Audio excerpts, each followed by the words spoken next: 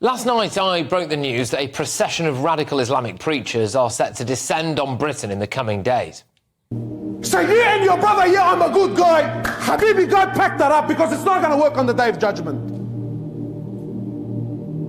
Any person that misses one salah, one, not two, one salah, you miss one salah for no reason. You're worse than a murderer, you're worse than a rapist, you're worse than a terrorist, you're worse than a pedophile in the eyes of Allah.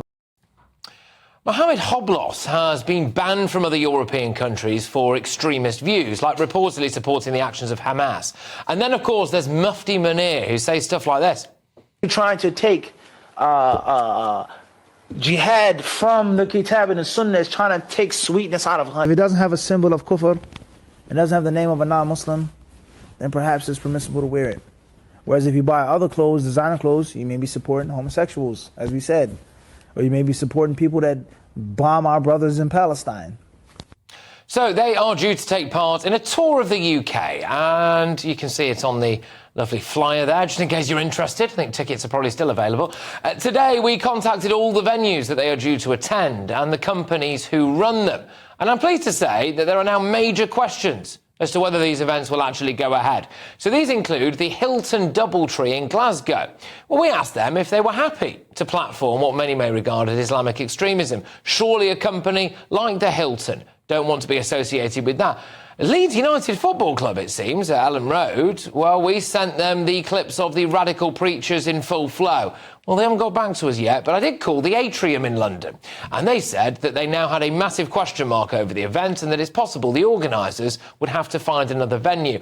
And the Werner Suite in Manchester actually thanked us, to their credit, for letting them know about these speakers and what they'd said in the past. And they said that they have now contacted the charity, which is called One Ummah, and they are going to make a decision after they've spoken with them. Well, look, all of the venues have been sent clips like this. They get to kill someone, they kill someone.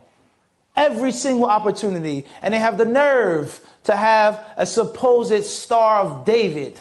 And they supposedly attribute themselves to David. David has nothing to do with you. Solomon has nothing to do with you. You have nothing to do with David. You have nothing to do with Solomon. You have bloodlust. You lust for slaughter and the murdering of people and the manipulation of people. You're evil. So it's up to them if they want to have to justify to the nation why they allowed speakers who think that paedophiles who go to daily prayer are better than ordinary citizens, or people who appear to say that Jews are evil and seemingly promote jihad. It's up to them if they want to justify to the nation, isn't it, why they allowed them to speak at their venues. But I don't think that maybe be that good for business, would it? But the big question, of course, is this. Shouldn't this lot be banned from entering the country to begin with? Well, it's now emerged that Mohammed Hoblos, the man deemed too extreme for Germany and the Netherlands, is due to speak at a new mosque in Middlesbrough. And I'm pleased to say that I'm joined now by the Mayor for Tees Valley, Ben Houchen, who thinks that Mr Hoblos should not only be banned from Middlesbrough, but probably shouldn't be allowed in the country at all. Ben, thank you very much. Great to have you on the show. So what's going on here then? You trying to get him barred from Britain, are you? Well, I think it shouldn't really be up to me to do that. It should be pretty common sense that the Home Office and this government should have rules in place that don't allow these types of extremist views and these types of extremist individuals to set foot on UK soil. It's an absolute privilege to visit our country, never mind want to stay here. And the fact that we even have to raise this with the Home Secretary and the government to try and get this stopped and stop these people from coming to the UK seems farcical in itself. What kind of message do you think it would send if the Home Office is perfectly happy for Mohammed Hoblos, who's too extreme for the Netherlands and Germany, to come to a new mosque in Middlesbrough?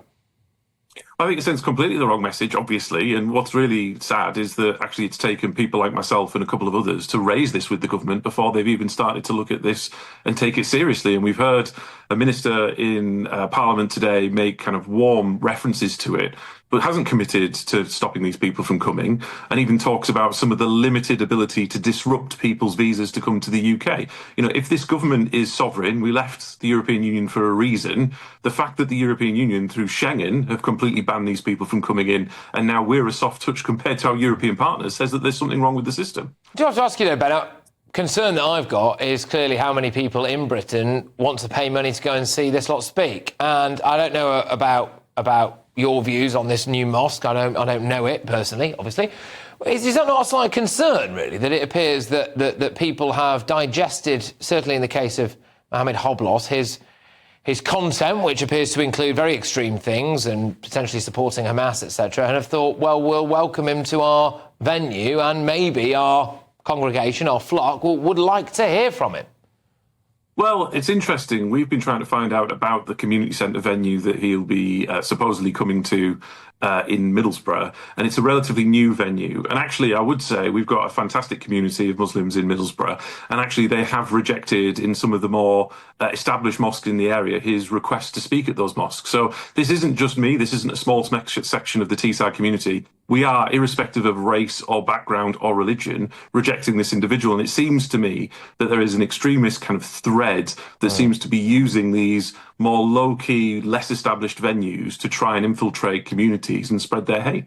It's interesting as well because I contacted one of the venues, as you probably just heard earlier on, and they are, to their credit, they are just a big venue in Manchester. They do a lot of weddings and things. So they got booked, as far as they were concerned, by a charity. So they thought they were hosting some kind of charity day. And we said to them, well, actually, have you seen these videos of what these blokes are saying? And they were shocked. So, you know, there appears to be, anyway, a bit of deception here. But look, Ben, just to round us off, as far as you're concerned, you think that the Home Office, Border Force, whatever, should just have the powers to just not let this lot set foot off a plane, you think, really? I mean, if we are a sovereign nation and we want the government that we elect to do what the will of the people is, and we want to get rid of, never mind illegal immigration, but these extremist people who, by any common sense of the imagination, should not be allowed to set foot on our soil. If we do not have a government and a system that allows us to pull the trigger and get rid of these people and not allow them entry, which is so blindingly obvious, then the system's broken and needs looking at. And this government needs to step in. The Home Secretary needs to use all of the powers at their disposal to stop these people not just coming to Teesside, but coming to the UK entirely. Well, Ben, look, can I just say a massive thank you to you for coming on the show as well, and good luck with everything. Hopefully we're not talking in a couple of weeks' time about Mohammed Hablos having, found his way into Middlesbrough, but it's the Mayor for Tees Valley there, Ben Houch, and there we go. Right, I'm going to whiz ourselves over to the panel this evening. We've got the Director of Popular Conservatives, Mark Littlewood. We've got landlord and activist Adam Brooks, and journalist and broadcaster Nina Mishkov. Thank you very much. Great to have you all on the show. Mark, I'll start with you. Can't we just stop them coming? Yeah, we can. And I think, if I've understood it correctly, the system exists. If the Home Secretary believes that your presence in the country would not be conducive to the public good, I believe is the test, the Home Secretary can ban you. Ben Houchen was quite right. Worth pointing out, he's the most powerful Conservative in the country these days, Ben Houchen. Quite right that this is a slam-dunk, open and shut case, isn't it? So I'm not so worried about the system. I think we've got the right rules. The Home Secretary should have that power. What I'm scratching my head about is why they haven't exercised it yet. When I was contacted by your research team earlier today with this story, 3 or 4 clicks looking at 2 or 3 stories, it's an open and shut case. It's not remotely marginal. So I would expect the Home Secretary to, by now, have already said these people are not welcome on British shores. I think there is also now a responsibility of these venues. Not a single venue where these are due to talk can legitimately say they're not aware of the things that we've sent. We have sent them every single clip that we have found, every single news article that we have found for them. So, Adam, I would expect these venues to step up and say, well, hang on a minute, we don't condone this. 100%. And by platforming these type of people, they're condoning what these people say. At the end of the day, some of the clips that we've seen are very anti-Semitic. Some of the clips I've seen today in my research calling for death to Jews, death to homosexual men, death to adulterers, encouraging stoning, but not just stoning, violent stoning to death. Now, if we can stop Geert Wilders coming into this country in 2009, I believe it was, we can stop people like this. Now, we've got 45,000 around Islamist extremists on our terror watch list. Now, it only takes one to be inspired by these talks, whether it be in a mosque or at these events, and suddenly we could have a terrorist attack on the back of this. The government needs to step up. Yvette Cooper needs to step up and start putting the people of Britain first. Yeah, I wonder as well, what kind of message it sends out to Britain's Jewish community as well. The idea that we would appear to be allowing people like Mohammed Hablos in to go and spew whatever they want to spew at these Islamic centres, etc. It doesn't, or in the case of the one in Glasgow, just a Hilton hotel, doesn't really seem like that's particularly great for community cohesion. No, it's dreadful. It's absolutely dreadful. I mean, the thing is, you've got a bit of a scoop today, haven't you? And perhaps the government and the Home Office are still catching up. Because if the venues don't know what what's about to happen if it goes ahead. I can't imagine for a moment it will go ahead. I mean, like everybody else, I'm a huge proponent of free speech and how, I really applaud, the fact that we can hear all sorts of views. But that is just too extreme. It's just absolutely not on. And I don't know what kind of visa would they have got? I don't understand that. And how would they have got that visa? We need to know. But I think, give the government time to have a go at them. Yeah, well, hopefully they do. I mean, the Home Office do make the case. They say, well, look, we don't comment on individual cases. My concern is that they just won't do anything about it, and there appears to be some evidence to suggest that they won't. Yourself and GBNews will do a programme on all these venues that are going to platform these, and I expect to see that. Yeah, and I know you will push for that. They are all rather small venues. I mean, I can't imagine that they're vast. They haven't got sort of hundreds or thousands. Well, it's not exactly Peter Kay at a stadium, is it? Right, it's not a stadium tour, but a couple of them are quite sizable venues. The Extremist in London, I know, if it's the one I'm thinking of. I mean, yes, it's not a stadium, but you could get a few hundred people there. You could. That leads me on to my next question, Mark, which is, for me, it's a concern how many people are potentially willing to go and turn up to see these people talk, and what that says about their state of mind. Yes, I think that's absolutely right. I mean, you should probably look at who's bought these tickets and add them to the terror watch list if they're not already on it. I mean, I suppose the size of the venue doesn't necessarily indicate how many people would have turned up. There's a little bit of guesswork there. I mean, props to GBNews for informing the venues of this.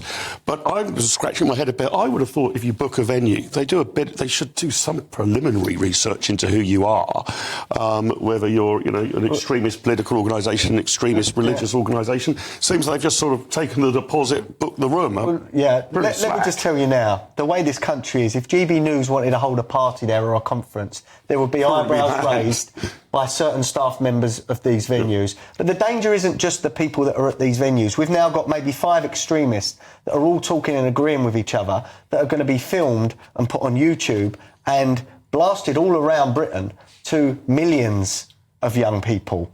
And that really could be a dangerous... You can't stop that, though. Well, the thing is, first of all, have they sold any tickets? We don't know. I mean, how many tickets have they sold? What did they say that they were? I mean, together as one, it looks sort of... Well, it could be quite benign. It's got a couple of hallmarks. I will let you finish on this, but it's a good point that you raised there, because it's got some of the hallmarks of some of the old classics. I don't know if we can bring that back up there, but, it's got the veneer of charity. So One Umma is at face value a charitable organisation. Together as one... you've got them there talking as if they're kind of in the heavens, really. If you were just a casual observer to that, you would think, it's just nice and peaceful. You don't know that chap second from the left there, Mohammed Hoblos, has said that, as far as he's concerned, reportedly, he's all right with Hamas. I mean, potentially, it's like one of the world's worst boy bands on that, on that poster. Exactly. But the thing is, I question this business of the mosque.